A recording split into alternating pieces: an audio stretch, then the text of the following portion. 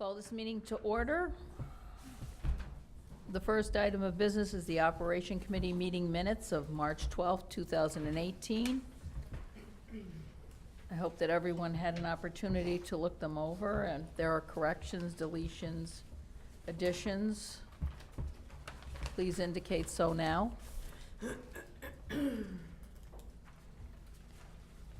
Hearing none, we'll take consensus, starting with Mrs. Corso. Yes. Yes. Yes. Yes. Yes. Yes. Yes. And yes. Thank you. Number 2B, the cafeteria financial report for March, April 2018. We'll start with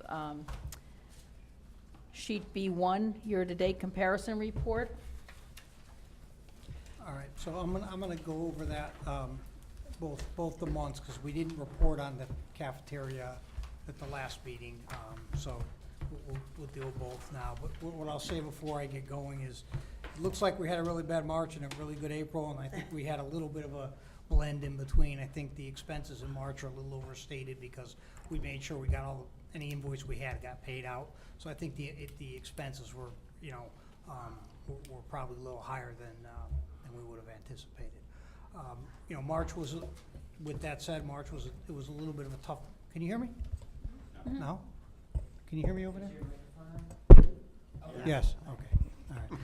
March was a tough month. Our meals, we lost, on paper, we lost $10,818. Our meals were down about 33%, and, sales were just down in general.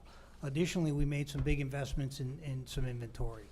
So that combined really gave us not a great result for the month. I would also say, though, that the snow in March was a little bit tough, and I think that impacted us a little bit because we had some half days, and on the half days we don't get the great participation. And correct me if I'm wrong, but I believe the high school doesn't eat on the half days. So that's a huge problem. So depending on if it's the morning or the afternoon, that's not the whole story, but it is a little bit of an impact on the month of March.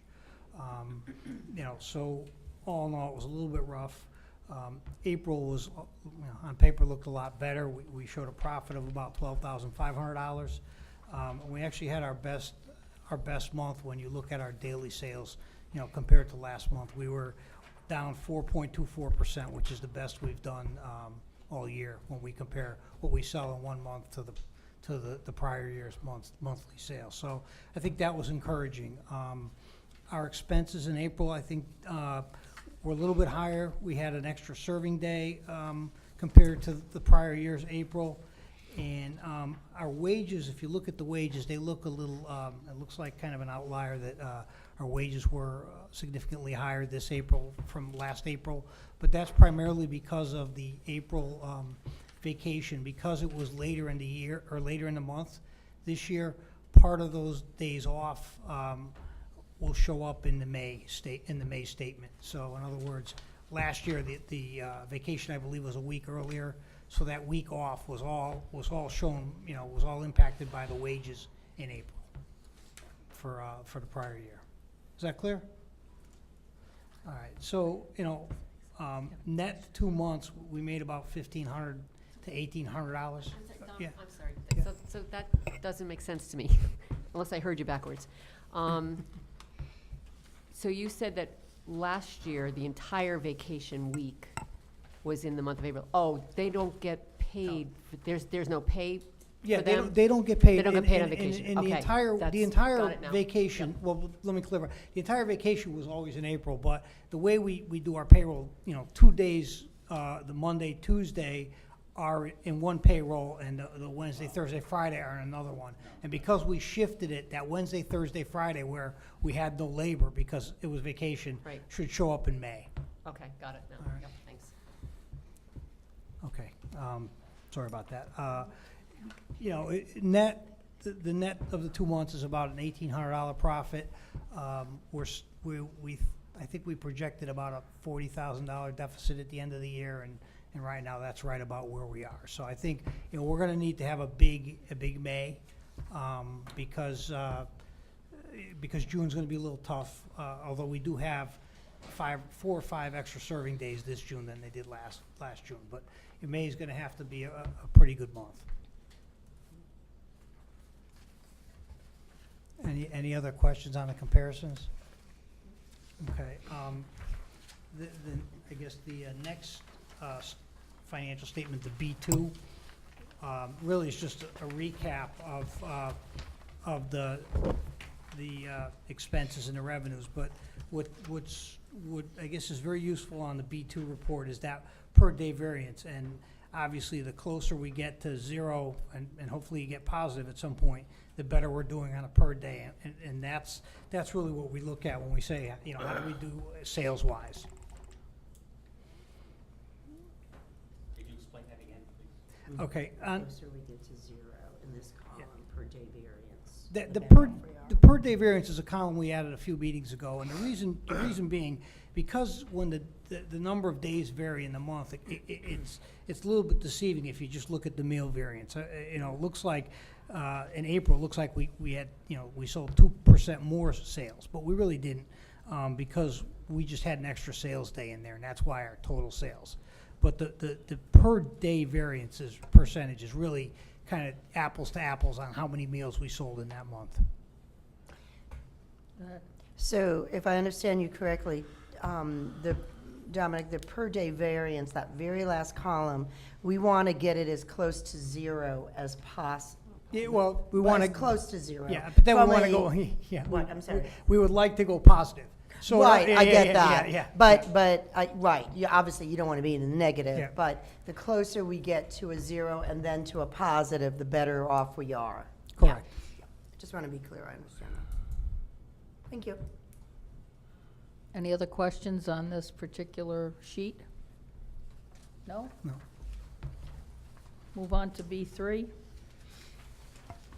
Dave, you want to Yep. jump in? The next two is the participation report for March and then followed by April. And once again, we won't go over every statistic here, but the ones that stand out that I like to see are the average meals, where there was an increase. Where would In that March. be? The In average the meals middle. day, in the average meals day? Average meals is like 3/4 of the way. Yeah, yeah. And they've gone up, and what's nice to see is with 2 less serving days in April, they've gone up. And one of the main reasons why is we increased the free meal status. We noticed a 421 increase in free meals because of the new Medicare exemption there for the families that reapplied for the program. So that helped us out significantly on the participation end, and that's one of the reasons why we had a good April.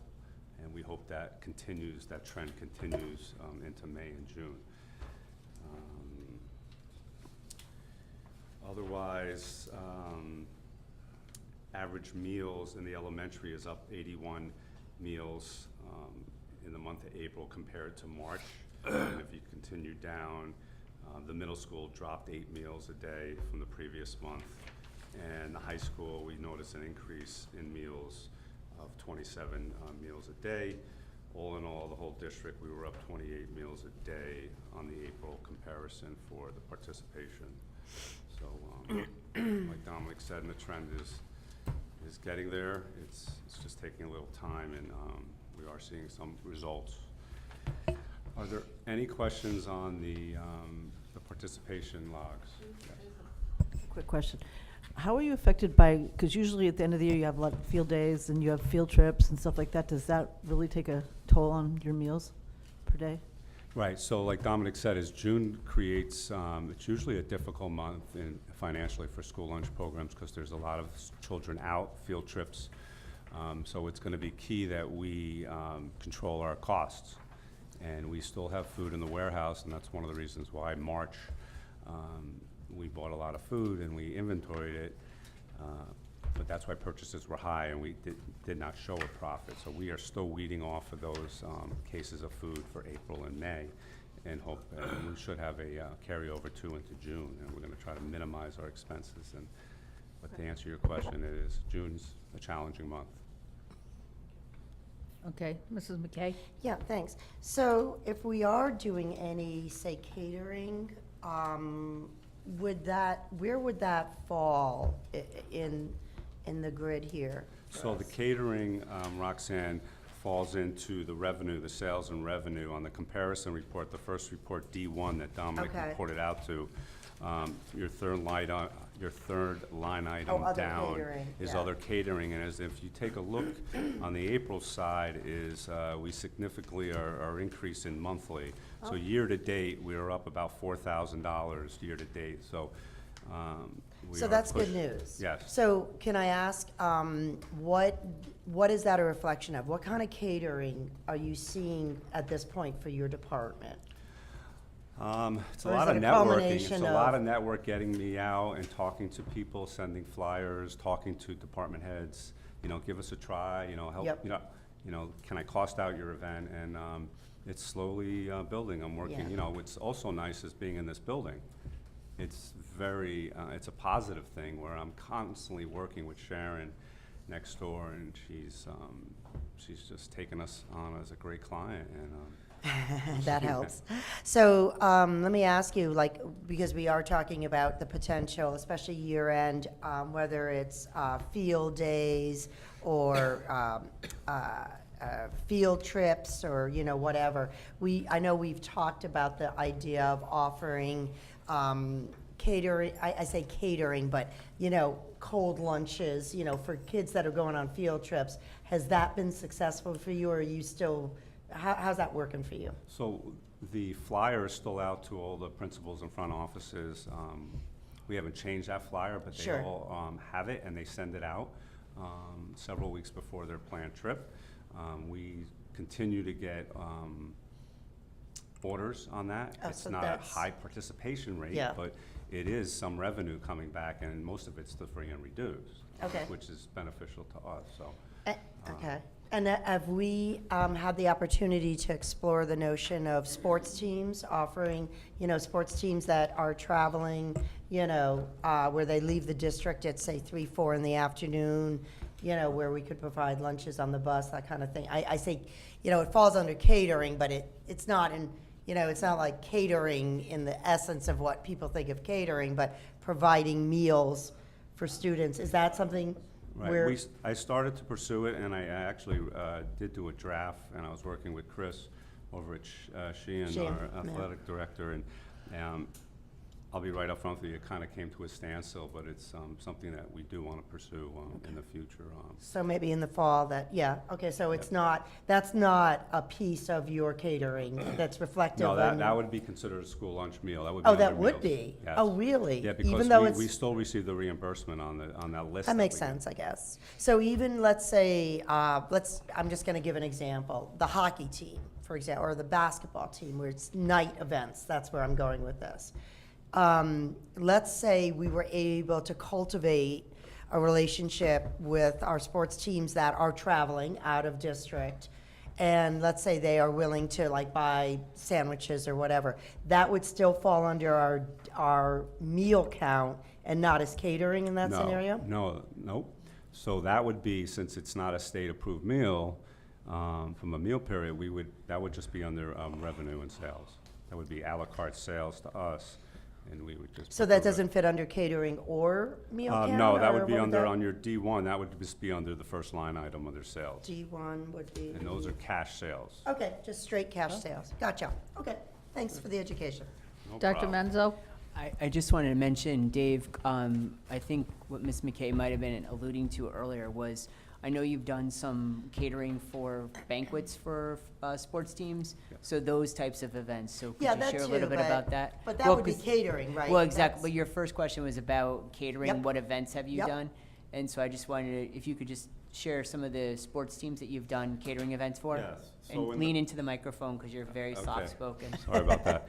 Not like So what Mrs. Sal's McKay.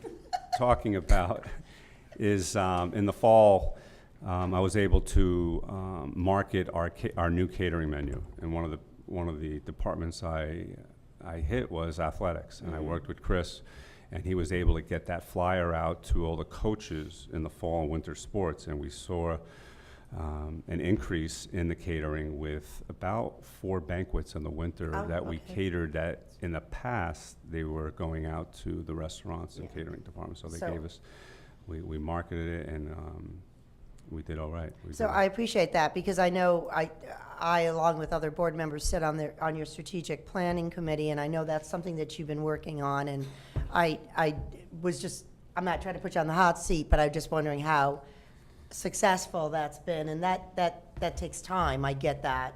But it sounds like you've had some pretty early on success in terms of catering, as well as à la carte, as well as meals for our athletes. I think that's just a captive audience, that we should cultivate that, and I know it takes time, and I know you're working on it. Yeah. But And- I and think the there's staff- opportunities there. And the staff has been really working with Good. Dave, the food services staff, again, a compliment to their commitment to the program, has Yep. really been working with Dave in that area. So we Great. really, it's a good team effort, and we Yep. can't thank them enough for their support. Yep.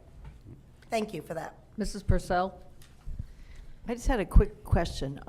When you were talking about the field trips, you had mentioned that you send stuff to the principals to get out to the teachers, that you could offer like a brown bag lunch. Yeah. And you had mentioned a few weeks ahead of time, and I'm just asking, because I know a lot of teachers plan their field trips like in the fall for the spring, because you gotta get buses and you have to get everything lined up. So I'm just wondering, is it possible to get that out earlier, or do you really get it out earlier? I wasn't exactly sure of the 2 weeks, but I know that Okay. all the front offices have the field trip brochure that they Okay. give out at the start of school, and that hasn't changed. So they do have that in all the classrooms, and the teachers know that's part of the process on that Yeah. field trip. They could, yeah. Go ahead, Mrs. Raccio. I know at our school, we get the Which school is permission. our school? Fritz is this year. So at Fritz, we get the permission slip. If you're volunteering to be a chaperone, you get the chaperone checklist, and you also get the lunch program flyer all together when there's a field trip, for every field trip. And we will be making plans to edit that sheet to improve it, because it is an existing document menu that we've had for several years, but I plan on improving that. Any other questions on sheets B3? Okay, we'll move on to B4. The marketing The plan? marketing, we're just going to highlight a few items, as you know, because there's ongoing things here on the, my marketing plan, my strategic items. If you look at the elementary, which is the first one, we were able to, I was able to partner with Evan at IT and do a video communication, and we did we actually did 4 clips, and we are just getting approval from the front offices on photo releases, because there were a few students involved, and Dr. Menzo said to make sure that we have everything tied up on that, and so we're going to be able to post those videos within a couple weeks, if not a week, and we're excited because there's some good action shots of a chef coming in and doing some demonstrations on the Sheehan line, and we did a clip over at Stevens with the Breakfast Connection that she has every quarter, so we will post that. So we launched that just this past month. On the bottom of the elementary, I was able to recognize my employees. There was a part of the Appreciation Week. Someone years ago in school nutrition came up with a holiday for their school lunch hero day. So I reached out to my employees and thanked them for everything they do.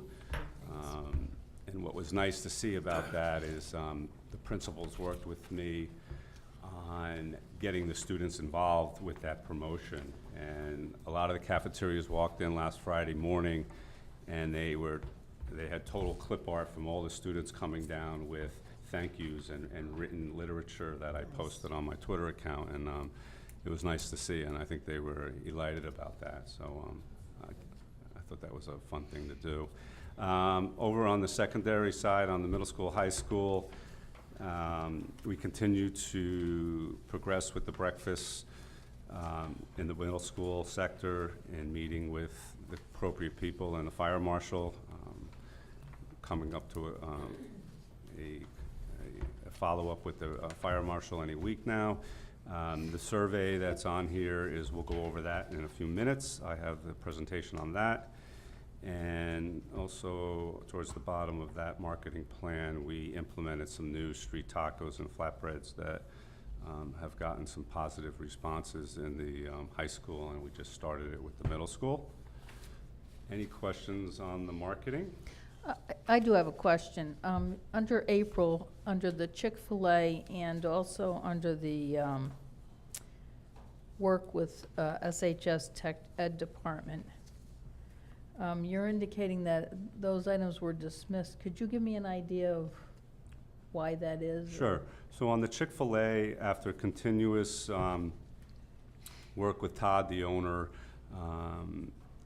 just the other month, I was involved with the district's allergy management committee that I'm on, and Kathy brought it up as an agenda, and they were very concerned about the peanut oil that the product is fried in, and they felt at that time that they gave us their opinion. I respected it, and I met with Dominic and talked to him, and so as of now, we're gonna put it on hold. That's something that we might look back and to start it up for the high school only in the fall, Right. but right That now- was an allergy concern? Yes. Okay. Yeah. All right. And then the second one, Karen, was, Tech Ed. which one was it again? The Tech Ed? The Tech Ed. So I was working in the fall with the Tech Ed at Sheehan Hall, and he had a whole program he was putting together on a software to improve the visual end of the cafeteria and Cafeteria B at Sheehan.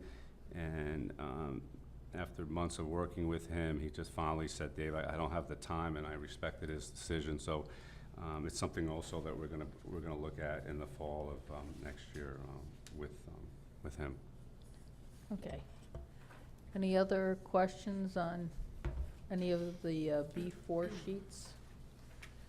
And then the final one is the customer service, where there were no new incidents or open Customer incidents. service, the good thing is we had no incidents the last 2 months, so we have nothing to report out on that That's a document, good thing. which was nice to see. Yeah. And last but not least, I put on your table when you arrived is the survey results. It's a packet we could go over. This took a lot of time and effort, and I had a lot of people, several people help me with putting this together, but we've tallied up some good results here. So 5 questions were created by our strategic planning committee, and one of them was what is the best school meal? And it lists the choices for the student and the parent. And the second question was, why might you not eat lunch from the cafeteria? Along with the following choices were given. The next page, it tell us what you think, and the rest of the 5 questions on number 3, what food items would you like to see added to the lunch menu? The 4th question that was asked on the survey was, please add any positive comments you would like to share. And the 5th question was, please add any constructive comments you would like to share. And the 2 of the items that were coming up frequently were more quantity of the food, and I wish students had more time to eat. The following page, the survey was sent out through school messenger to the following people. They were sent out to elementary parents, middle school parents, both high school students via email, and we received 779 responses. And we were quite happy with that response level, because as we know, a lot of people don't like to take surveys, but I thought the way That was we a pretty good laid it out and simplified it, it was user-friendly for them to fill out and just transmit it to us. The next slide was was question number 4, and these were positive comments that we like to see, obviously, in a survey, especially regarding my staff. This was nice to see, and I mentioned to several of them in management meetings, and some of the things that they were quoted on, as you could see, were lunch people work hard and are nice, cafeteria workers are amazing, very friendly and patient staff, the lunch ladies are very nice, and the nice and good customer service. Keep up the good work, and I love the lunch ladies/men. Right to the side of that is a tally on the comments, ranging from food to staff to variety of the menu, to price and to staff and food. Grand totaling 160 responses, and most of the people, as you could see, and students were concerned about the quality of the food. The following slide, the results. Question 1, the favorite meal question that they responded to is chicken nuggets and tenders are the #1 favorite meal, followed by pasta and macaroni and cheese. The second question, why students don't eat lunch. There were 710 responses to this question. Most cited more than one reason. And the reason students don't eat lunch was food quality, not enough time, food variety, lunch too long, appearance of the food, and the value for price paid. Following slide, the positive If I comments. could just stop you right there for Oh, a sure. second. Did you have this broken down by middle school, high school, elementary? I'm trying to get an idea of, especially not enough time to eat, or the lunch line too long, how we Right. could address So to that. answer that question, Karen, we did not, but I could go back into the original results, and it tells you, I sent out the survey specifically to the parents first, so it captures the date and the time of the result, when it came back on the response. So I could narrow that down. So to answer your question, I could look back at that, and I have. Right, I'm just trying to ascertain what age group, if it's all age groups that are having an issue with the lunch line is too long, or they don't have enough time to eat, or if there's a particular level, so that we could hopefully address We were it. seeing it throughout, Okay. most of the answers.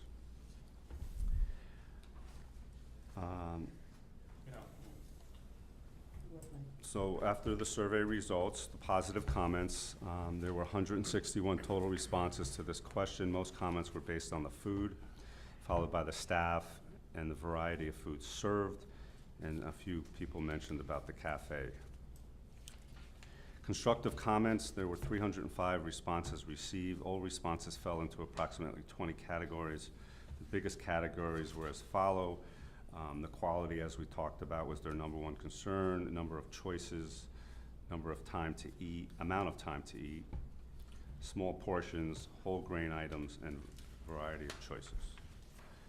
The last slide is the plans and actions on what myself and the department will do. And we continue to develop programs that would increase sales and participation. We currently purchased the new poultry items for our center of the plate, a whole white muscle meat product that was tasted by our team and business manager. That's currently in effect. We talked about adding a new street taco and flatbread. We've seen a response from the high school, a positive response on those 2 items, 2 trendy, nice items that are out there on the market. Rolling out video communications to parents through School Messenger. We talked about my videos that are out. I plan on sending those out. And I think that once they see a live action shot, I really think that they'll be able to see what we're actually doing in the secondary schools and the elementary school. I just have a question. Continue to post onto Twitter accounts Oh, all the excuse creative. me, Mr. Purcell has a question. Sorry. When you're doing the videos to get things out, is the breakfast program part of those videos, clips? I'm sorry, is the Is breakfast? Breakfast program part of those clips? The breakfast? Yes, No. okay. No, We the actu- the only reason I ask is in our survey that we just had last week, they were talking about, I can't remember the exact number, it was like 50 or 60% of our high school kids weren't something like that, right? Weren't getting breakfast.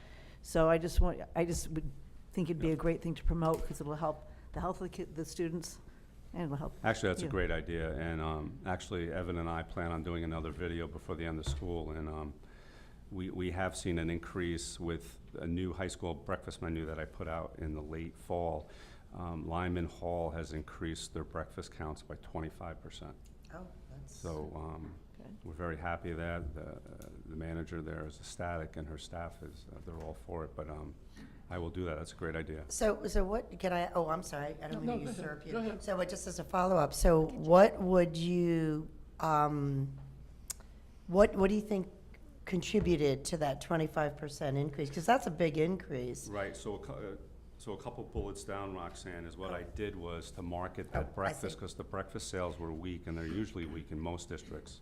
It's just not the participation level in breakfast is low Yeah. in district. So what I did was actually, I got a great idea from one of my managers, is we made a ticket up, and we said, do you know that we have high school breakfast? And I made 1,000 copies, and I cut them out, and they went on every lunch tray at Lyman Hall and Sheehan. And then the second thing what we did was we had a Did You Know breakfast promotion, and we gave out samples of the new breakfast menu before school. And Sheehan. So a lot of it's just awareness, just Right. recognizing that we offer this and try it, you may Exactly. like it type Yeah. thing. Good for you. Okay, and thanks. Mr. Ross, you had a Sorry. question? Is this a grab-and-go breakfast? The breakfast that we currently have now for the high school? Yeah. No, it is not. It's served on the hotline on the servery in both high schools. And when do they get a chance to participate in this prior to school? I'm sorry, Ray? When do they get a chance to participate in the breakfast? I'm sorry, I What time? What time? the breakfast in the morning. I'm sorry, it's before the first bell. So they come in at 7 o'clock, and it usually goes to about 7:20 in the morning. Thank you. But to your point, Ray, let's assume for a second you've got a high school kid, and Cindy, you can help me out with this. And I'm just remembering when my kids drove themselves to high school, they literally rolled in at, let's say the bell is at 7:25, they're rolling in at 7:24, you know what I mean? They're not, so that caters more so to the kids that take a bus in. But if you're not taking a bus in and you are driving yourself in, you know, that could be they probably didn't have breakfast. Right. But they've missed the window to participate because they're just rolling in knowing that they don't want to be late to school, but giving them no time, they're not giving themselves time to do anything. Is it possible, and I don't even know if this is feasible from your, logistically, because you guys are transitioning over to lunch, let's assume some kids might have first or second period, could be, study hall, thank you, I couldn't think of the word. Is that an opportunity for them to have lunch, or it's just logistically impossible because you're transitioning to get you guys ready for lunch? So what we're doing now currently, Roxanne, is we are keeping we're holding the breakfast foods after 7:30, and we actually have high school students that come back into the breakfast line at Yeah. 8:30, Okay. 8:45, and we're purchasing the rest of the breakfast foods. Okay, so which that nice is to an see, yeah. option for kids. My other goal is for next year, is to have a breakfast cart in the high school dining Yeah. rooms.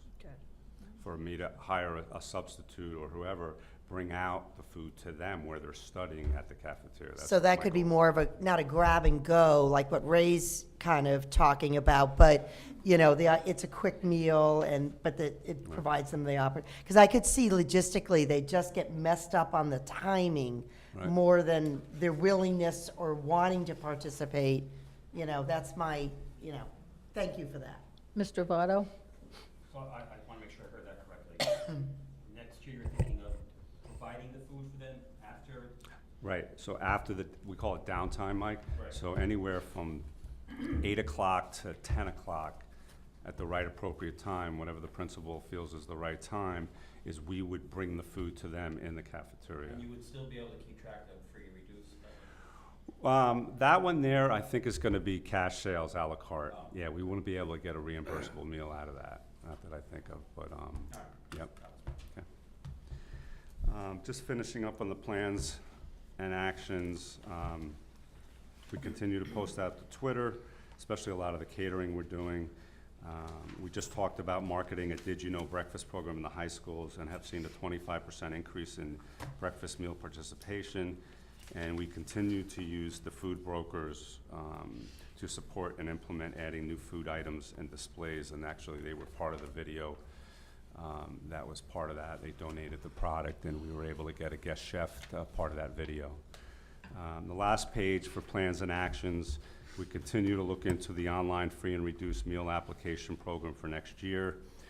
We're going to pilot photo IDs with the meal pay accounts and the numbers in the K through 2 and the 3 through 5 market, and that will obviously concentrate on the speed of the line and giving the students more time to get and associate with their co-friends there. And then the last bullet was analyze the lunchtime to make sure students have time to eat, and we're still progressing on that and getting some good marketing equipment on the lunch lines for the high school to quicken up the lunch lines on that. Any questions on this survey? Make a comment that, I'm very happy we did this. At least now we have some direction where we should go and what we've been doing, and, gives us an idea of what we can do to make things even better. I don't think you're ever gonna please everybody. No. It's one of the things I said, Michael, to my managers in the monthly meeting. I go, surveys are surveys, and we're not gonna please everyone, and we are gonna get beat up a little, and But you know what, we keep trying, and that's what you're doing, so, moving in a positive way. I think that one of the biggest issues in the elementary level, if I'm not mistaken, is the time factor. And I think, I'm glad to see that you have that in there as your last bullet. it is. And I was just at my last PTO meeting with Tammy at Fritz, and that was a topic of conversation last week. And a parent, that's the first question he asked. My daughter doesn't eat school lunch, right? And I bet you there are some kids who are done in 5 minutes. So, you know, again, it's a balance, and Yep. well, if you'll ever find it, I don't know. But, Okay. thank you. Any other questions? All right, seeing none, we'll take consensus on the cafeteria financial reports for March and April of 2018, starting with Mrs. Corso. Yes. Yes. Yes. Yes. Yes. Yes. Yes. Yes. And yes, thank you. Next item of business, item 2C, the Board of Education financial report for both March and April of 2018. Okay, before I go through the forecast, I just wanted to just talk about the next operations committee meeting. I'm gonna bring the building projects to you to see if you are willing to accept the buildings. The state has been making a big push to get some of these old projects closed off their system, and they've reached out. So just as a kind of a heads up, next month, we're gonna talk about, I think it's about 11 school building projects that have been going on, or they've not been going on, but they're a few years old now, and they would like Oh us my to God, accept that's those. like Those, 15 you years know, old? Yes. These are the roof projects, Oh, These are the roof okay, projects, thank you. not- All right. not the building, not the renovation from. So is this like retainage level, like are we at Yeah, that level? yeah, it's the retainage, and if there are some, additional bills that need to be filed, they want us to, Yeah. they want to button it up and close it down, so. That makes sense. We'll have that for next month. All right, as far as the financial forecast, it's really through April. That's, apologize for the typo in the agenda. Okay. But we, We didn't have a meeting last. well, we did the March Month. one a couple In- weeks in ago, the- so, yeah, yes. so anyway, it's a little bit odd that we're meeting so quickly in between. Well, All right, so we're projecting approximately $1.735 million surplus right now. And I'm gonna go through the different categories that have changed significantly. We had a pretty good, pretty big meeting a couple weeks ago, so I'm just gonna highlight the different categories that have changed and give you some insight as to why they changed. And, the first one is transportation. We've seen an increase of about $27,000 in that surplus, and that has to do with bus routes or special routes getting canceled, and just if certain kids are not attending schools and we're not transporting them, depending on if it's a special, a one-to-one vehicle or not, we may see some savings there. Okay, the salaries, you'll see a decrease of about $117,000, and that's driven by some severance payments we're gonna make before the end of the year. that we didn't know about, or we hadn't planned on making prior. So that's why you can see that decrease there. Next thing is the other accounts, and I'm projecting a $135,000 surplus there. That's an increase of about $47,000. And as what we're doing now is we're going through a lot of our purchase orders, and we're trying to close them out, and we're determining which ones are, we're gonna receive goods on and which ones need to be closed out. So we're finding some additional savings there. And the final one is really in plant and maintenance. I believe there's gonna be about a $65,000 surplus, based on the amount of work we get done. Although Mark tells me this is the busiest time of the year for him, through the end of the year. So that's a number that's gonna move a little more. But, based on where we are right now, that's, I guess, the best number we have, for that account. Are there any questions on any of those, or any of the ones that we didn't touch on? And then the last, we've identified about $927,000 of strategic items we're gonna do. We're in the process of moving through that list, leaving us an unencumbered balance of about $808,000. And with that remaining unencumbered balance, there are certain items that I wanted to propose tonight that if we could look to move forward and do some purchasing. Many of them are on the strategic plan in the following year, and some of them are not. They're just new items that we did not have on the plan. So I'm gonna hand out. We have a list coming out around Yeah. that? Oh, We approved it. We approved that last month. They were, Blocks and stuff like that. thank you. Yeah. Can I Yeah, ask a quick question? Sure. What's the difference between this figure and the one that we had on your totals last month? After we For spent the contingency? 927,000, wasn't there about 700? yes. Yeah.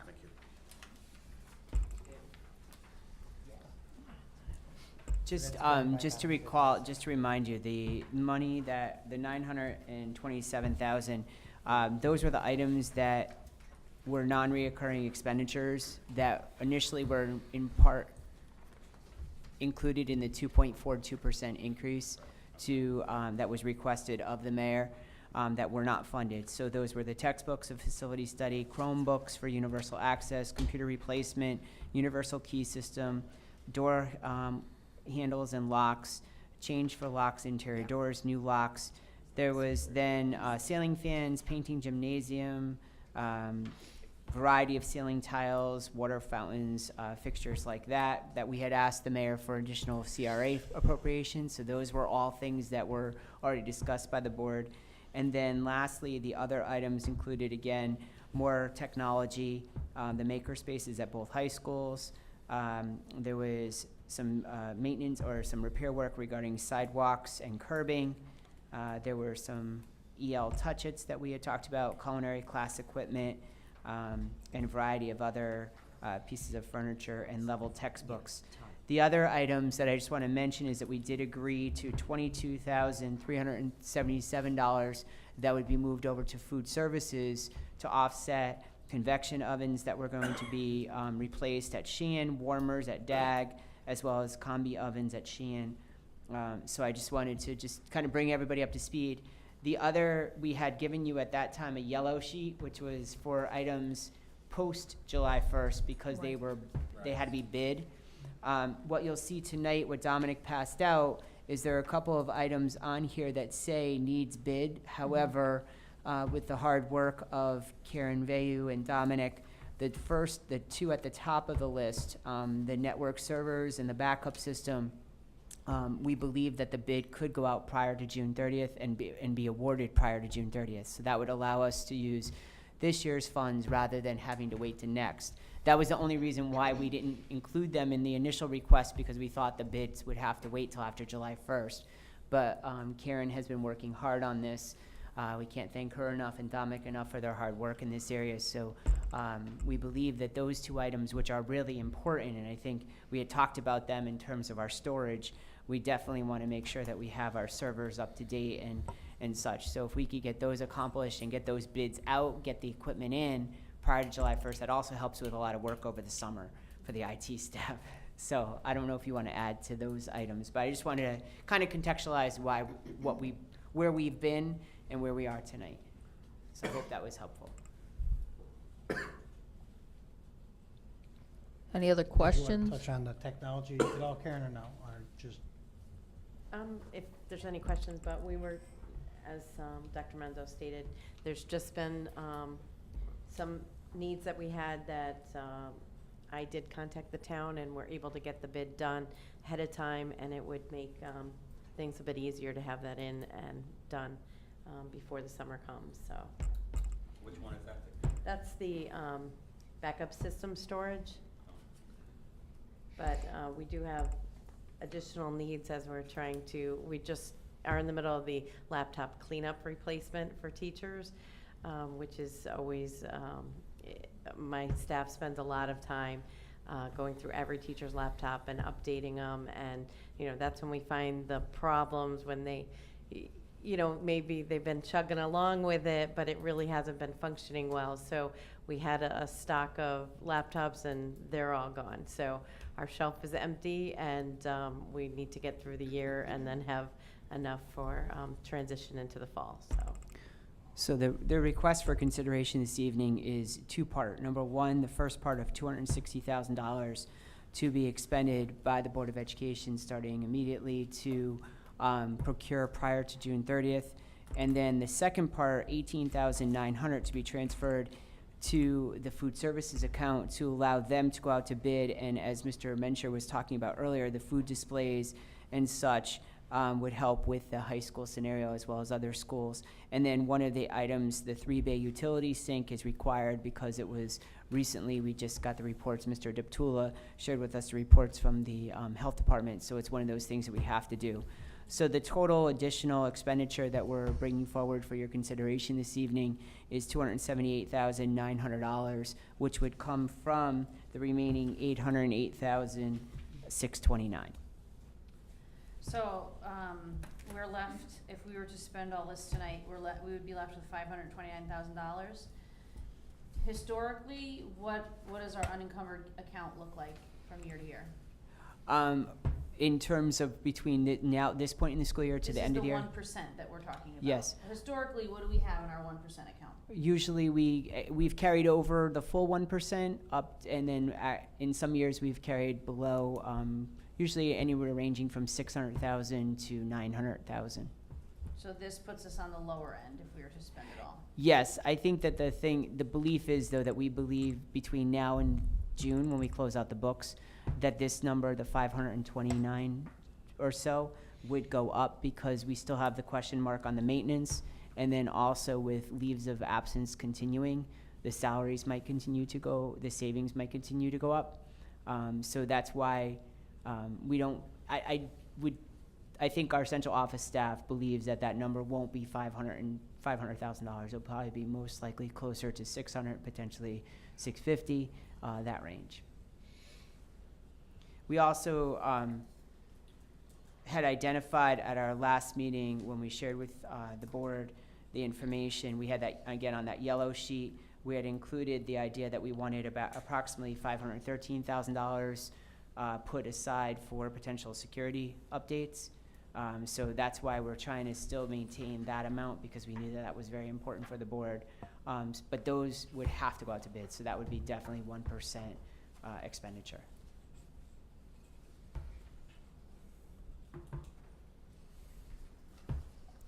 And again, these are just, we were just trying to be proactive because we know that things, again, we only have a couple more meetings between now and the end of the year. So you could approve some of these tonight, you could approve, whatever you choose, but we just wanted to make sure that, and we had said this at the last meeting, that we would continue to bring these ideas to you, focusing on instruction, focusing on trying to move forward the strategic plan. These are all items that have always been part of our strategic plan. Could we just go over the Munis report,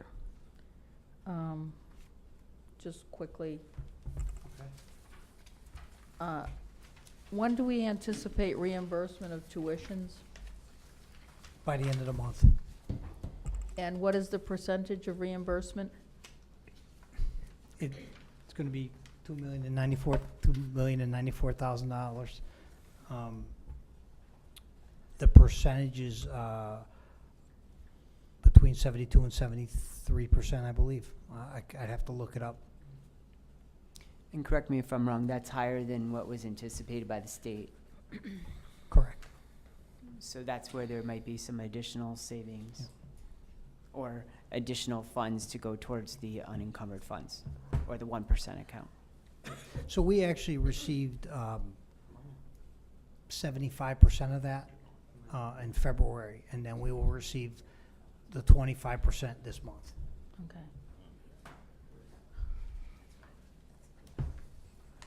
Have board members had an idea of looking at the potential use of unencumbered funds, and is there further discussion on that? I just had a clarification.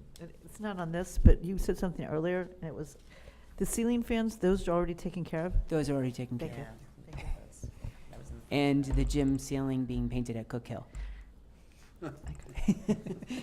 How about Parker Farms 4?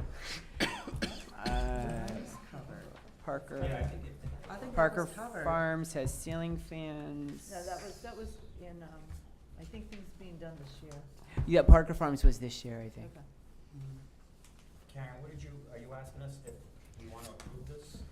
Well, I'm asking what- 278, is that Right, what you're I'm looking for? asking what the pleasure of the group is to take consensus on the potential use of the unencumbered funds, if you The want to do that. 278.9? Or the 278, or if you want to bifurcate it, it's up to the group. Can I ask another question? Sure. What else do you anticipate coming to us with? Are there anything else that you anticipate using our unencumbered funds for between now and end of June? I would have to look to my team. I think that we haven't discussed anything additionally. These were the ones that we felt we could get done in a reasonable amount of time. I think everything from this point forward would be recommendations for potential use of the 1%. Which again, that's a discussion, but at this time, I do not believe we have any other ideas to move forward. We wanted to make sure that these are items that you need lead time with ordering, so that's why we wanted to make sure we got these. But in addition, I think we have a couple of curricular items, but we had savings in their curricular account, so we're gonna purchase those like traditional, those don't need to come to you because they're textbooks and stuff that were already approved. So at this time, no, I would say we're set. Mrs. Castelli? So I would think it's important for us tonight to at least take consensus on the two items that Karen needs consensus, that needs to move forward on. So if nothing else, I would hope we would at least come to consensus on those two. I'm ready to do the whole thing, but. That would be very helpful. If there's Yeah. concern, and the other items we could wait on if people choose to. But again, if at least the ones that are asterisks, have the asterisks next to them, if those two items, that would be helpful just to get the bids out so we could get those returned in a timely manner. Okay. Why don't we start with consensus on the financial report through April 2018, starting with Mrs. Corso? Yes? Yes. Yes. Yes. Yes. Yes. Yes. Yes. Yes. All right, now moving to the potential use of the unencumbered funds. Is there an indication that folks would like both lists incorporated, one list? What's the pleasure of the group? I think, go ahead. No, I'm comfortable, I'm just saying for me personally, I'm okay with doing it all in one lump. I don't know, lack of a better word. I personally am comfortable with that. So the 278,900. Yeah, the 278.9, but I can't speak for other board members. I'm fine. Any other? I'm fine with that. All right, then Aaron, you good? I we'll, just wanted to hear what Mr. Votto had to say. Yeah. Well, you were about to say something. You No, said, I was think." about to say what she said. Gotcha. all right, then We had to we'll, start somewhere. We'll take consensus on the potential use of unencumbered funds before July 1st, 2018, in the amount of $278,900, and as indicated on the listing here. Starting with Mrs. Corso. Yes. Yes. Yes. Yes. Yes. Yes. Yes. Yes. And yes, thank you. Go shopping, Karen. Thank you very much for that. Just one other item, if I can just mention, because I didn't say this out loud. No, it's not another item, it's just, it's on the list, I just want to explain what it is. The classroom projection systems at the middle school, those, if you've been to our middle schools, those smart boards aren't so smart anymore. They're very, very worn.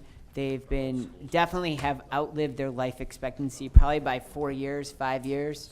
So that's what that one, I neglected to mention that, but it's not a new item, it's on the list, part of the total cost, but we're excited about that, and I know the principals and the teachers are too, so thank you for doing So is that. that basically an upgrade? Yes. To the existing and makes them more function? Well, So it'll the be functionality and- replacement. Okay, replacement. Got it. Replacement. And that was part of your strategic plan also, so. Yeah, and it's just, it's It's probably 8 to 10, or about 10 rooms at each school. But we've been piecemealing it together, really, this breaks, and Carl's been great trying to order parts, and it's just, they're beyond their life as, Did you say 8 to 10 at each school? yeah, yep. So that tells me that there's usage, and that's a good thing. And that makes me happy to hear that at the middle school level, since it's being brought up middle school, I don't mean to identify just middle school, but it makes me happy to hear the technology that's in those schools are being utilized, that they need to be upgraded. So that's a good I thing. can tell you, we get a call pretty much right away when a teacher's projection or whatever Yeah. their AV system is done. They use it every day. Yeah, that's good so- to hear. That makes me happy to hear that. All right, that brings us to item 2D, discussion and possible action regarding the mayor's request for voluntary return of $411,612 from the Board of Education 2018-2019 Town Council approved allocation. I believe in your packet you received a letter from the mayor to Chairwoman McKay regarding this issue.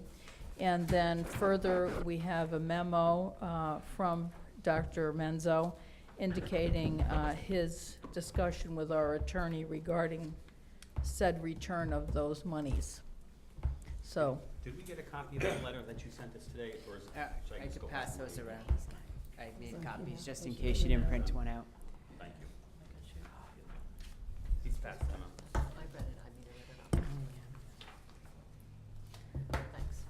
does everyone have a copy of that memo? No? Okay. Coming around. Passing it around. Yep, sorry, we're getting there. Okay.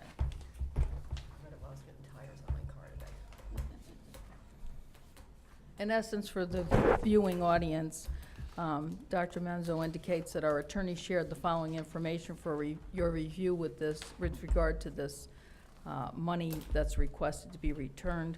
Section 10-222 of the general statutes provides that the money appropriated by any municipality for the maintenance of public schools shall be expended by and in the discretion of the Board of Education. Accordingly, the town cannot take back the $411,612 additional funding that was left in the Board of Education's budget based on the recent town council vote. The Board of Education is legally authorized to expend the funds in its sole discretion. It further goes on to state that based upon our attorney's advice in this statute, the following plan needs to be discussed this evening. The Board of Education will agree to place the $411,612 in a Board of Education contingency subaccount. The return of the money will be contingent upon the Board of Education not experiencing some unexpected deficit due to unforeseen situations such as state holdbacks to ECS.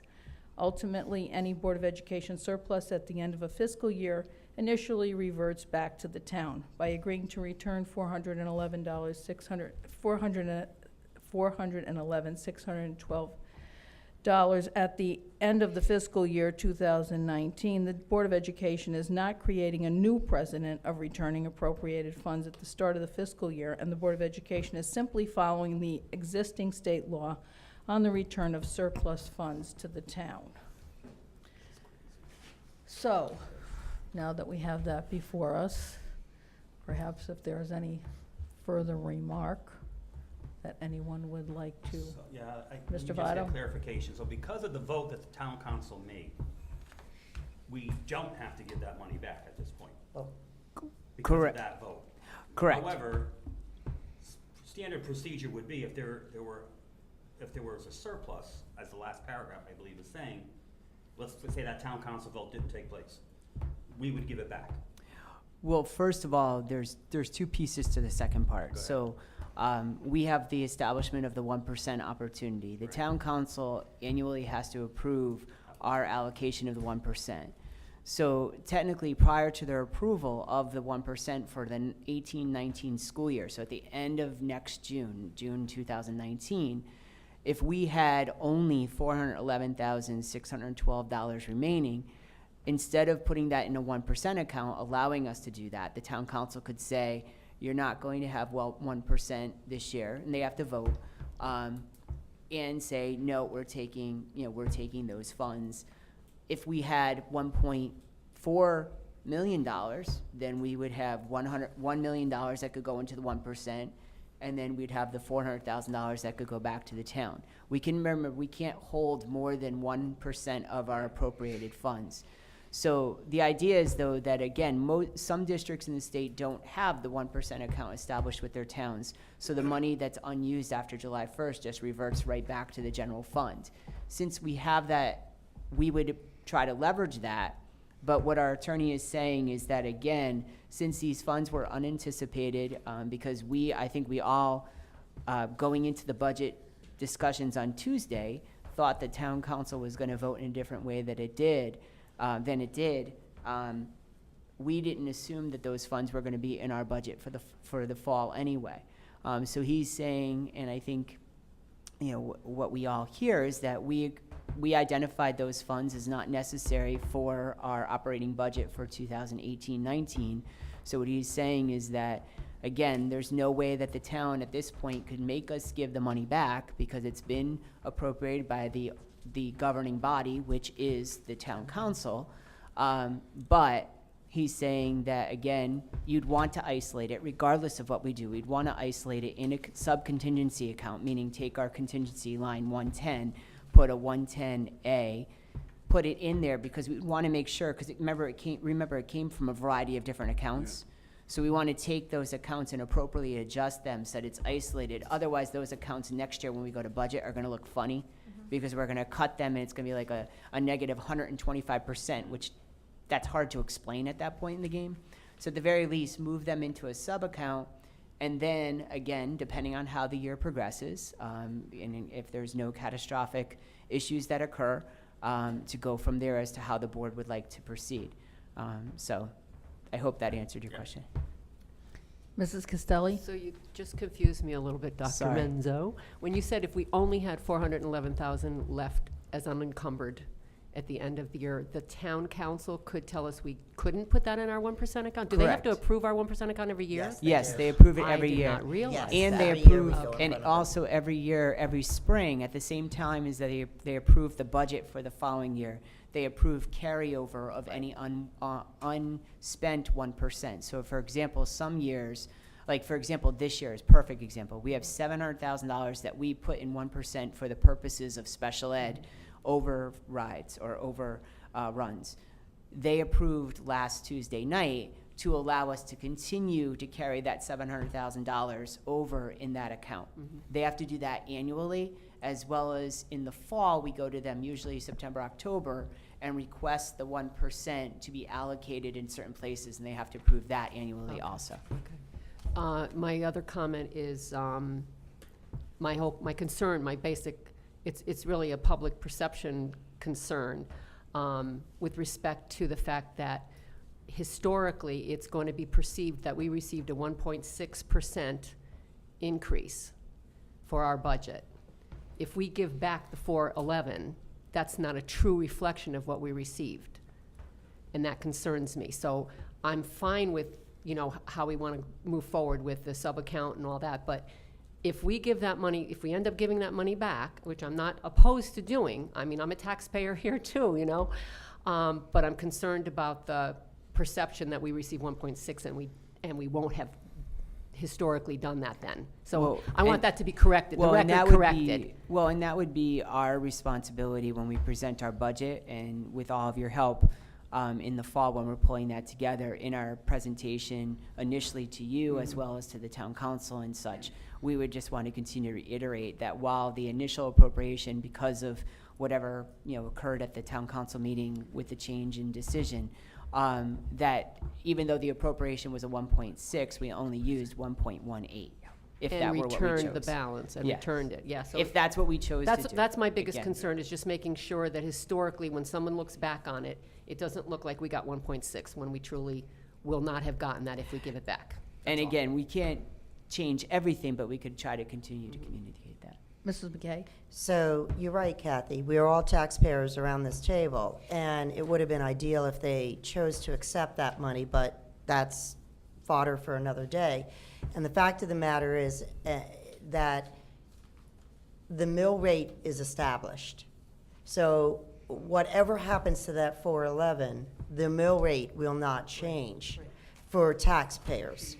So I think it was the mindset of this board, and I don't mean to speak for 9 people, but the mindset was always to be very conservative with that 411. And I think, and I see heads nodding, the intent, the thought process was not to spend it, but to earmark it based on potentially what we get from our facility study in our secondary schools, and would it either act as seed money and or low-lying fruit that were options and opportunities to improve or quickly affect change with that 411. And so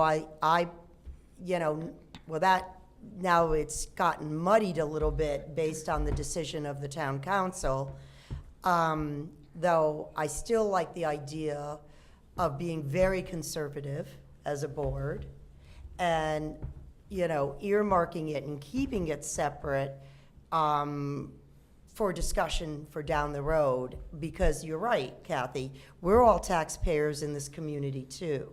But sadly, whatever happens to this 411, it's not going to make a difference on the mill rate for our taxpayers for next year. That die has been cast. So I do think, for me personally, I want to be perceived as a board that takes that 411 very seriously and respects the taxpayer as much as we can, to say, we're not just looking to spend it haphazardly, but be, mindful of the fact that it is taxpayer money, and making, and I don't think any of us up here around this table know what that means in terms of where that could potentially be spent, but I like the idea of earmarking it and keeping it separate for future discussions. And I think, I'm trying to think about how can we be most respectful to taxpayers. And I guess that's the most respectful way I can come up with, not just saying, dump it into a general fund, dump it into spending, but to say, this is monies that, hopefully time will tell us how it can be, conservatively but appropriately allocated. And I think that's really important, because I agree, Kathy, the perception is important, and no matter what, there'll always be confusion, because it's difficult. If you're a regular taxpayer and you're not involved in Board of Ed or town council business, you don't always know how everything gets allocated, and you don't follow it, and it's confusing. I understand that, but I want to be as transparent and as true to our missions and our goals as possible, but yet respecting taxpayers, and I worry about that equally. So I guess under the premise, I think that's unless somebody else comes up with another idea, which I'm open to hearing, I think it's the most respectful, prudent, and responsible approach to handling it. But that's just my 2 cents worth, and I'm open to hearing if there's other ideas. Any other remarks about this? Well, I feel the town council made a decision for us. I mean, they said we can keep the money by that vote. So I think what Roxanne said, I think is exactly how I feel, that we spend it in a responsible way. We just don't dump into in the general account. We find a place where I like this idea of the sub-account, because we don't know what's gonna come up yet. Right. You know, we have no idea what can No, happen. we don't. And, you know, as the mayor said, because we did meet with him today, you know, he's very concerned because we know the town, according to the state budget that was announced last week, is going to receive an approximate almost $2.3 million of unanticipated funds that he didn't budget this year for next year. But the thing is we have to be cautionary about that, because that money might not, right now it's being suggested that that's going to happen. But we all know that sometimes there's holdbacks. So if those holdbacks happen, while it could also be held back, you know, for the town, the 2.2 might not be 2.2 when the holdbacks, that might also impact us, because there might be holdbacks on special ed, additional special ed, Right. which, you know, you never know. So That's we always have the the concern. 700 in the contingency, but you never know. So And- yeah, I think and- we're exercising the same caution as the mayor is exercising, because I think, you know, we heard clearly today that he is cautious about the 2.3 million, because, again, you know, it's good. And the thing is that the way that the new statute was written this year is that there's actually the majority of the additional funds coming into the town are actually ECS, education cost sharing dollars. 2.59 is just from additional education funds. The law this year, the way it's proposed or was approved by the House and the Senate, was that that money cannot be taken from ECS. In the past, you were able to raid every account. They're suggesting that if there was going to be any reductions to towns, it would come from other grants. So when we look at the other grants that we're getting more money from next year, this town is getting, the pilot grant is up $33,319. The college and hospitals grant $168,022, and the adult education is up, so that is about $7,000. So again, the state could always cut those increases, but if you take those increases, you're talking about $200,000, maybe $210,000, which would still leave the town about $2.3 million more than anticipated. However, that doesn't preclude the state from cutting other funds lower. So it's just a cautionary tale. It's a tough time, as we hear at the state. And I don't think anybody would be in a disagreement, because Mid-year elections are another factor. I hate to So say it, but that is there's a a lot. factor. So I think caution is a good way to go. I just feel like we've been put in the middle here. And Well, we definitely have And that's been. unfair to us. And I think, in response to other comments that were made, I think we are respectful of the taxpayers. And I think they know that. That's why we're all sitting up here. We do what's best for children with the money that they give us. And they're giving us that $411,000. So I say we just continue doing what we always do. That's my point. Well, I think we were very respectful, because we went back to our budget and we found, through our savings and through our initiatives that we've done as a district, the 411, and we self-disclosed. And We no didn't other wait. department has ever done that So, I'm aware of. I think that's number one. The other thing that we did mention to the mayor is that we would be under the assumption that he'll be isolating the insurance funds that were identified recently as an additional savings, because the 411 went up to about 480. That was gonna come off the taxes. 58,000, So the right. 58,000, and I think we heard from the mayor and Jim Bowes Yes. that they would be doing the same thing, putting that in a separate place. So that, again, we're all kind of thinking the same way, cautious, but again, we have been put in a little difficult situation right now, because, you know, I always joke about this with my administrative team: no good deed goes unpunished. Right. And I think our good deed was that we were kind of proud of the fact that we were able to say to the town, we don't need these funds for our operating budget. And I think on one night, 8 people agreed with that.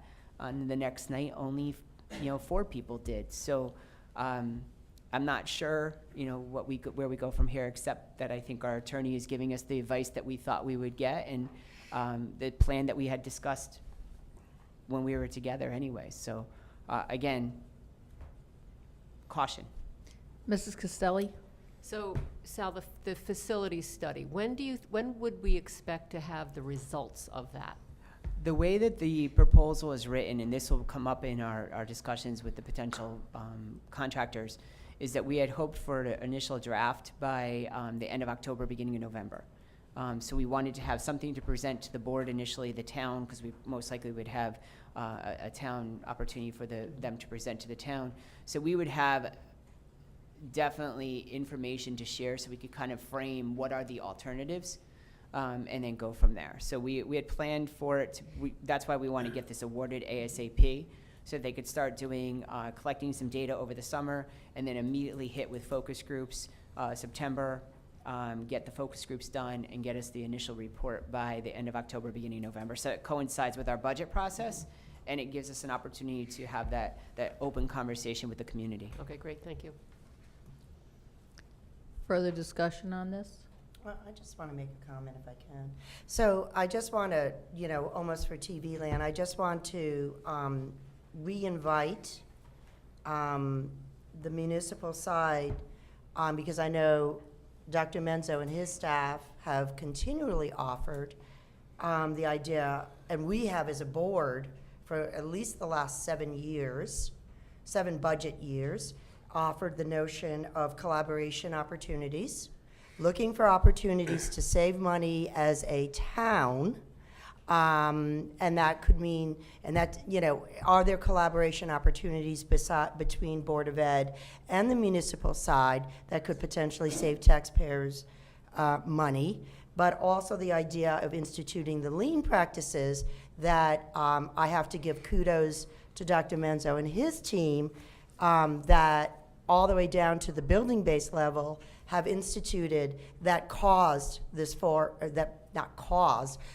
allowed this $411,000 in savings. So I say for TV land, I hope that someday the municipal side will look to participate and collaborate with us in those 2 areas, and who knows, that could even grow. Those opportunities may grow for taxpayers.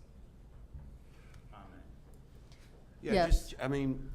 Again, just kind of rehash of what we, intended to do. We went through, the past year. We saw that we had an additional little over 400,000, and I believe, I'm speaking for everybody else, our intent was to go back to the town and say, hopefully, that increase in mill rate wouldn't be as severe. Right? And that was our intent. Now, what the town did with it, specifically the council, so if the mill rate goes up, we tried to keep it from going up, or going up as much. All right, so for clarification, the consensus will be that the Board of Education will agree to place the $411,612 in a Board of Education contingency sub-account. The return of the money will be contingent upon the Board of Education not experiencing some unexpected deficit due to unforeseen situations such as state holdbacks to ECS. Well said.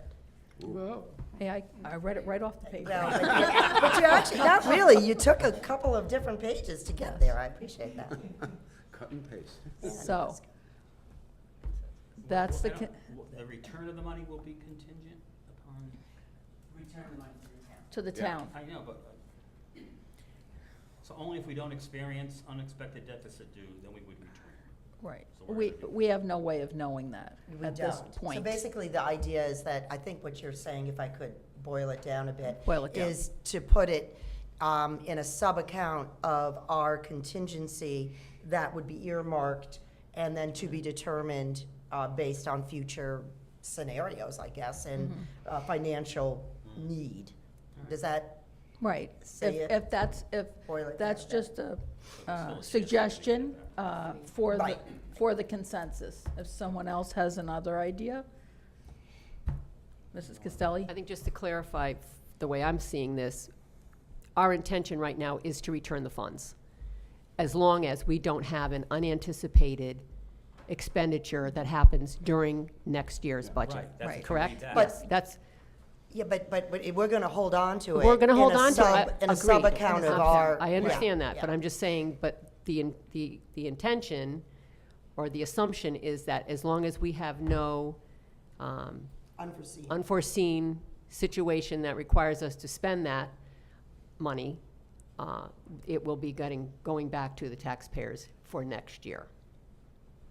Correct? She was first. Okay, Mrs. Corso. So by putting it into our you own for being- contingent account, if we need to spend it, we don't have to go to the town council to ask for permission to spend it, correct? Yeah. It's true. I, Good clarification. Mr. see, I don't Mr. agree Votto? with that. I think it's ours and it stays ours. I don't give it back. But that's why I wanted to clarify, Mike, because I didn't think Right. everybody was understanding that's the When I intent. read it too, that's what I didn't realize. That's the intent, is we are going to give it. I think what more accurately might reflect the conversation, because I understand what Ms. Levesque was doing, and she was doing a good job trying to pull together a variety of ideas. What you might want to recommend is that, again, unforeseen circumstances of holdbacks by the state and/or Holdbacks from the base- town? base holdbacks from the town too. That might not be a bad idea. I know, but I'm not So, joking, um, it is true. So unforeseen situations such as state more holdbacks, and/or other items that might arise for consideration by the Board of Education.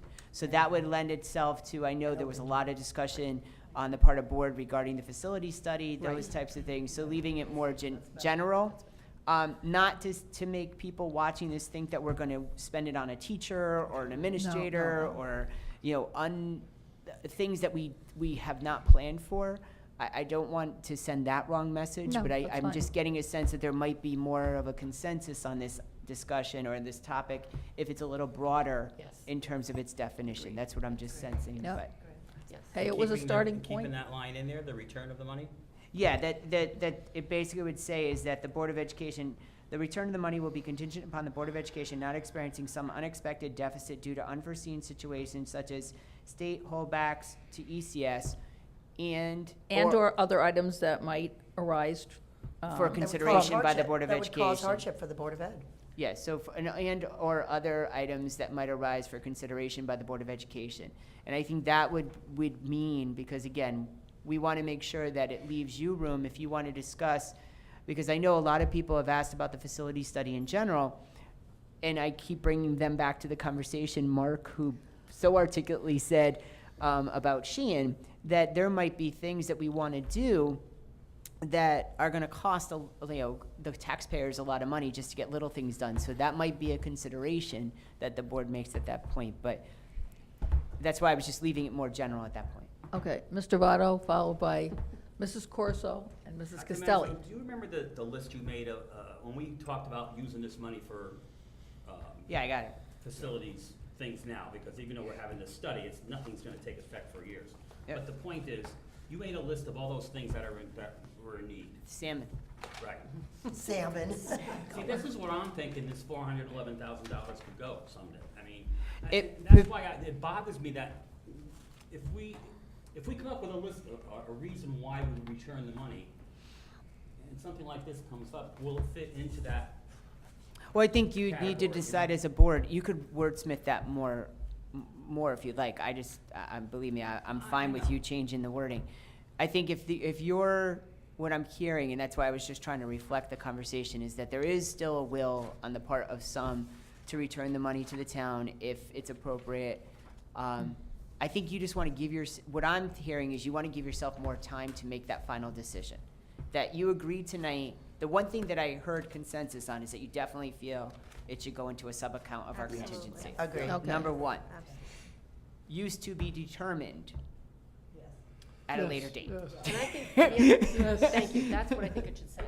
Just to be Maybe just that determined. simple? Okay. Not- My not the suggestion caveats? was gonna be to just say, for the Board of Ed to make a decision at the appropriate time next year, when we're looking at our budget for next year, whether or not we're returning those funds. Well, and the thing is, and it's a good point, Erin made a good point where she said some towns are taking back money.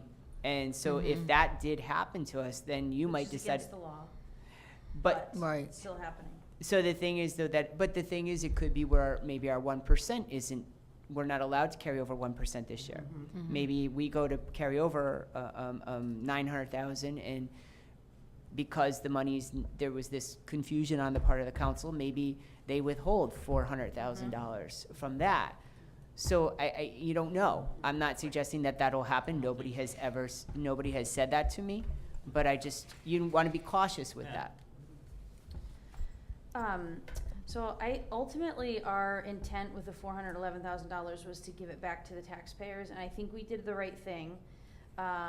Because it's not necessarily our money, it's the taxpayers' money, and ultimately, we were giving it back to them. And just because they didn't accept it in a formal way, I don't think we need to turn around. We could certainly spend $411,000 on a lot of really cool things, but I don't necessarily think that's the right thing to do because they didn't come to I think we came to a unanimous consensus to give it Yes. back. Absolutely. Yes, we do. And just because they didn't come to a unanimous consensus to receive it back, doesn't mean our intent is not still there. I think our intent is still there, that it's not necessarily our money to spend. Right. We're in a really good shape, I think, financially. We seem to be. So I think ultimately we should go kind of on the side of what our original intent was, to say, thank you, we really appreciate it. We did a really good job with our budget this year, and we want to return this back to the taxpayers in a contingency account at the end of next year, whatever. Now, that doesn't necessarily mean that we're not going to get 5 new kids that are outplaced that are all of a sudden now in our district that we're paying for. That could always happen, and we have a little security blanket if that does happen. However, like I said, I think it should be back to our original intent, is to give it back to the town. And at the end of next year, or at the end of the 2019 fiscal year is probably, it sounds like the legal way to do it.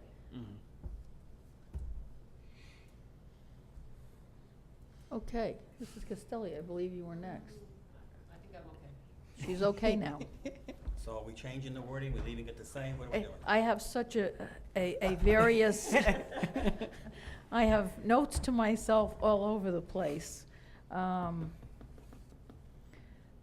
So we can start with consensus that the Board of Education will agree to place the $411,612 in a Board of Education contingency sub-account. Does everybody Can we agree with just say that to be wording? determined Say that. in the future? I mean, you said, yeah. Well, I think yeah. just leave it at that, like Yeah, Erin just said. leave it at- Just the one sentence. Yeah. Leave it at that. Yeah, but I just want to make sure, for TV land, that no matter what we did with this money, the mill rate has been established, and there's nothing we don't own we that. can do to decrease that mill rate.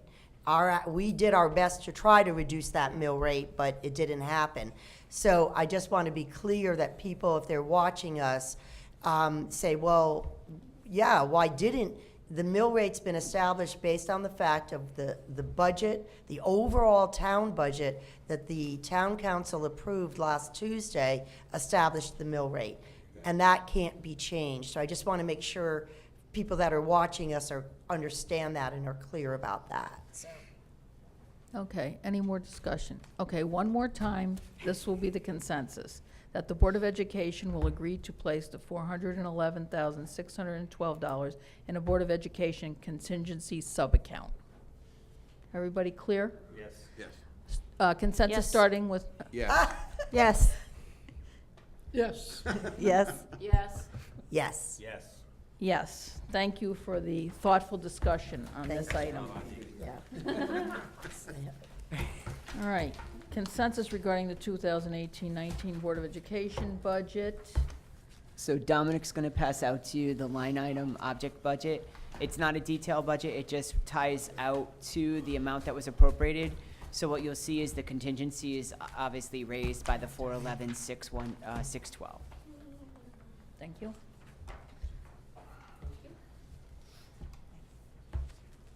Thank you, Dennis.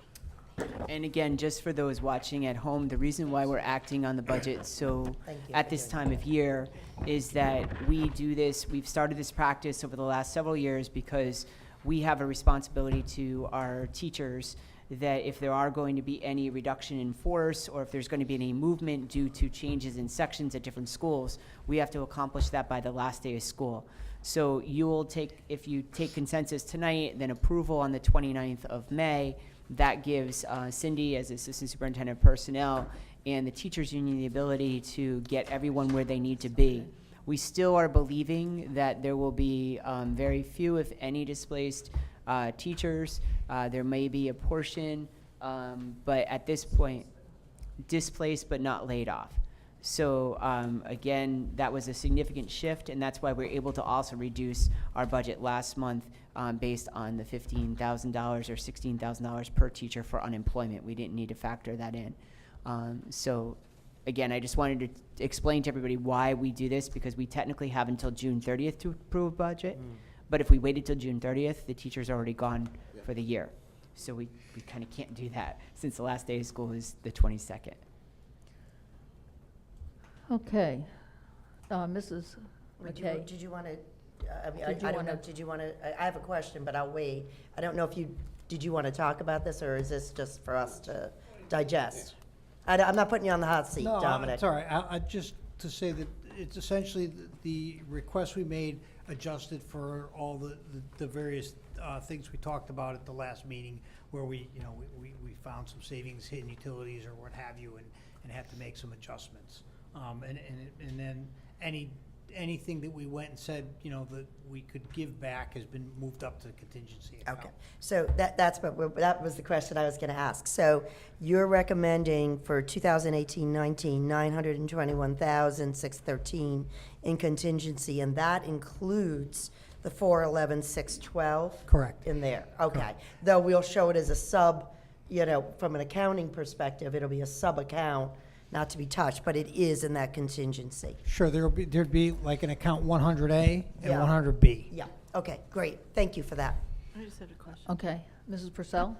Okay, so we have to get, I just need protocol. The town council has to approve that 921,000? No, No. this is your money right now. Okay. They've already approved the total allocation of $102,119,789. This is just our object code budget that you approve in terms of line items. Thank you. And adjustments can be made, transfers can be made. We just have to bring transfers of over $1,000 to you as a board if we're gonna make those changes. So to be clear, when I go down to the very bottom of this page to grand total, and I see that 102,119,789, that was the mayor's recommended budget. Correct. For our 2018-19 year. Okay, perfect. And there again, you see the 1.6. Correct, right. Yeah, Percent. going that extra yard. Thank you. Mrs. Raccio? So I'm just comparing to what we originally looked at back in January. And the only big thing that's jumping out at me, I think Mrs. Latour could probably answer this, the $84,000 reduction in textbooks, is that because we did the unencumbered? What's the object code? 641, sorry. Thanks, no problem. We're purchasing the math and the science this year. So Okay. that was reduced down in next year's budget. Okay, because we were at 157,000 back in January, now we're down to 38. Okay, that was the only big thing, yep. Any other questions about this document? Okay, so seeing none, we'll take consensus regarding the 2018-19 Board of Education budget, starting with Mrs. Corso. Yes. Yes. Yes. Yes. Yes. Yes. I want to say yes, and I just want to say thank you to Dr. Menzo and his team. I can't imagine the work that goes into this and the constant follow-up. I want to just say thank you for your due diligence and all that you do to get us to this point. Thank you. Yes. And yes, thank you. We come to item Roman numeral 3, public comment. Is there any comment from the public? Please state your name and Whole address. meeting. Please state your name and address for the record. Sure, I'm Jared Liu. I live at 59 Curtis Avenue. Actually, didn't come with anything prepared. I mostly wanted to hear item D.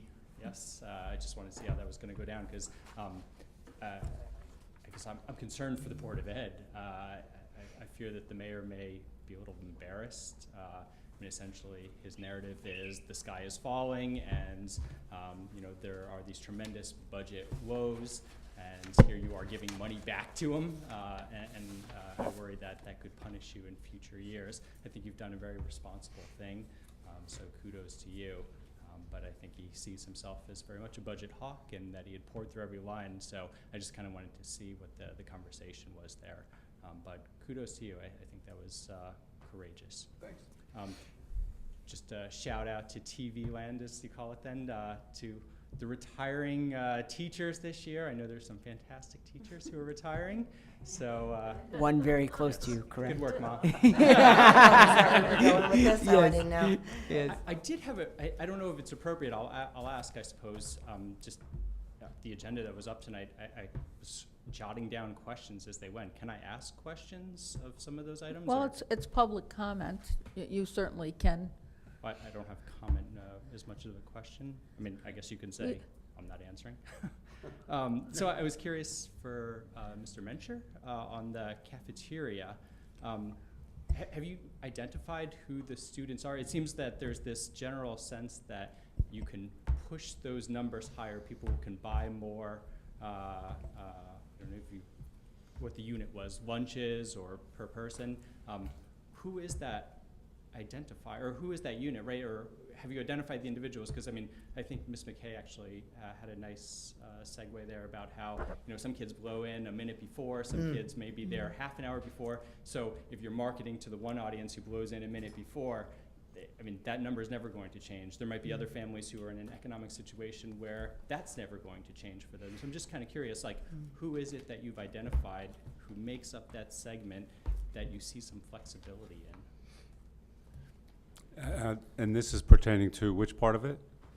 So it seems like the numbers of, High school students? High school students for breakfast, basically. Breakfast. Yeah. The increase. The increased participation in the breakfast you're talking about at Yes. Lyman? yeah. Well, Yes. Michigan, for that matter. We identified that right after the new breakfast menu was put into effect this fall.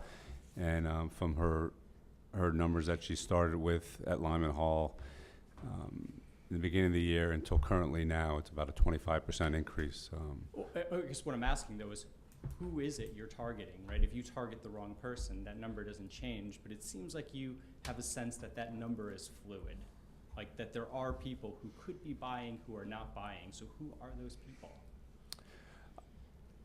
Specifically, I can't pinpoint who it was. I mean, just looking at the participation numbers, it's most of the free and reduced families are finding out more about that they're entitled to that meal, and they're stepping up to it.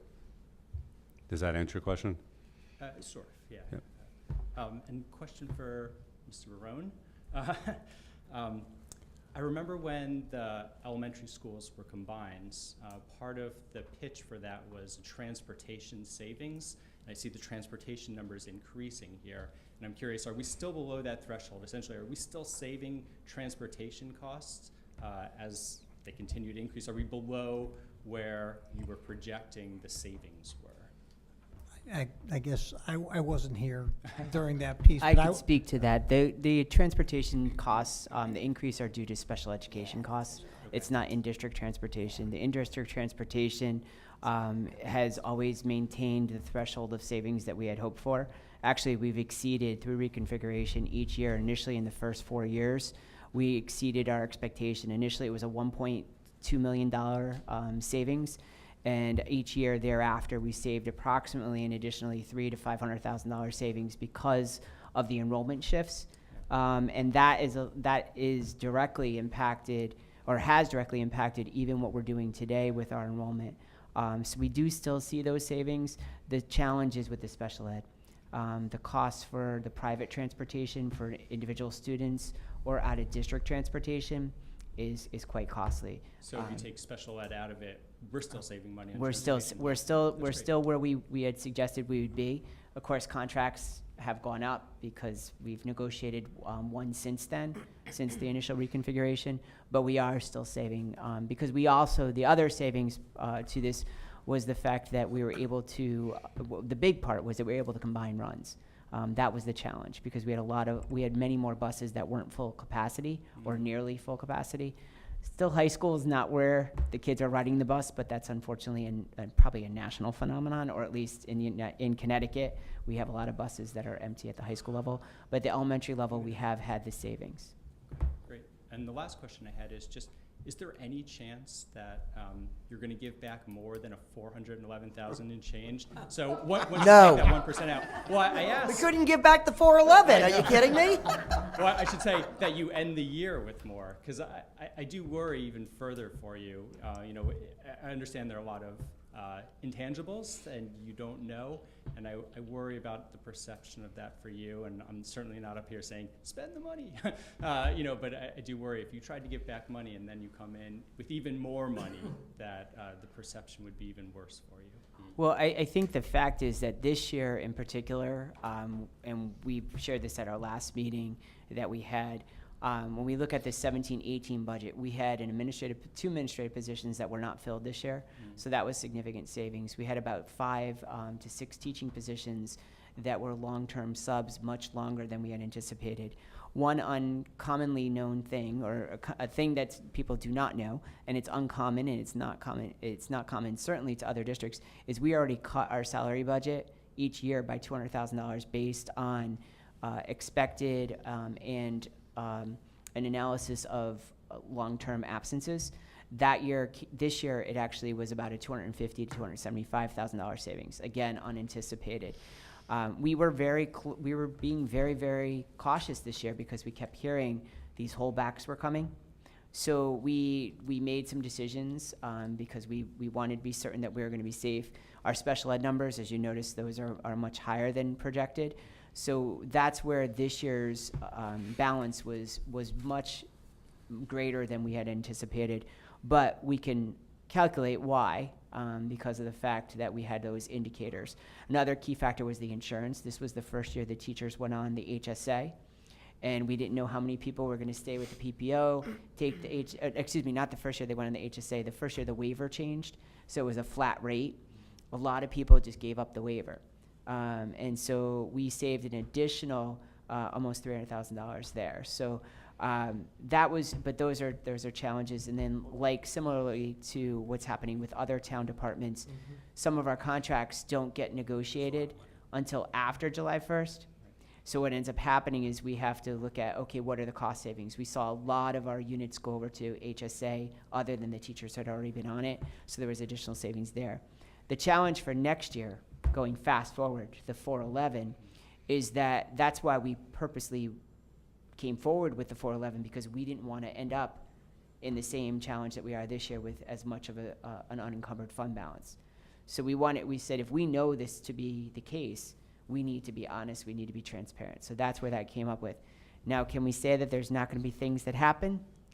We don't know. I know that when we had one of our board members, Mr. Shea, was on the board, being a CFO of a large company in town. He did an analysis of contingency funds and unencumbered funds at the end of the year for businesses, and he said that if you're staying within a 2% of your total appropriated funds, you're doing really well. So I think that's our goal, is to continue to maintain that. Obviously, kind of decrease that expenditure, because we don't want to pre-tax people. That's the goal. That's always been our goal. But there are a lot of factors, because we are a human being organization, so to speak. But I appreciate your comment, because that was what precipitated us from cutting that 411.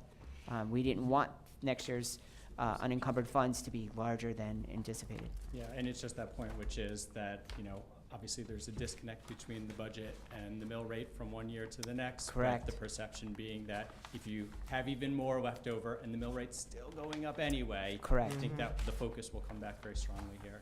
Absolutely. No, we totally agree with that. Thanks. Thank you very much. Are there any further comments from the public? Seeing none, This meeting is adjourned. Well done.